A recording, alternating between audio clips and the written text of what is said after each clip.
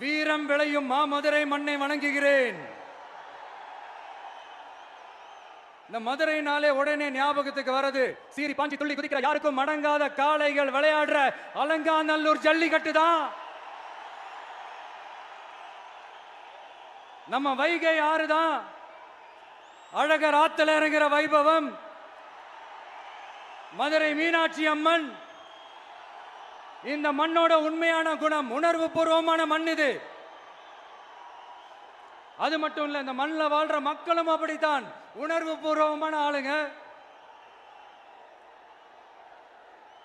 நான் இந்த மண்ணில் கால் எடுத்து வச்ச உடனே ஒரே ஒருத்தரை பத்தி தான் மனசுக்குள்ள ஓடிக்கிட்டே இருந்தது. அவர் யாருன்னு உங்களுக்கும் தெரிஞ்சிருக்கும். சினிமானாலும் சரி, அரசியல்னாலும் சரி, நமக்கு ரொம்ப ரொம்ப பிடிச்சது புரட்சி தலைவர் எம்ஜிஆர் அவர்கள் தான். அவரோட பழகிறதுக்கு எனக்கு வாய்ப்பு கிடைக்கல.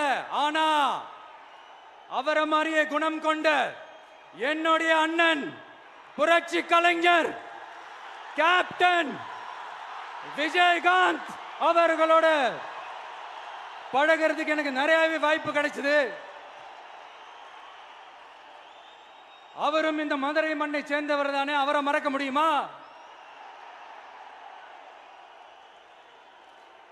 தமிழ்நாட்டு மக்கள் உணர்வுபூர்வமா உண்மையா நம்ம பக்கத்திலே நிக்கிறவங்க, அதுக்கு ஒரு மிகப்பெரிய அடையாளம் தான் இந்த மதுரை மண்.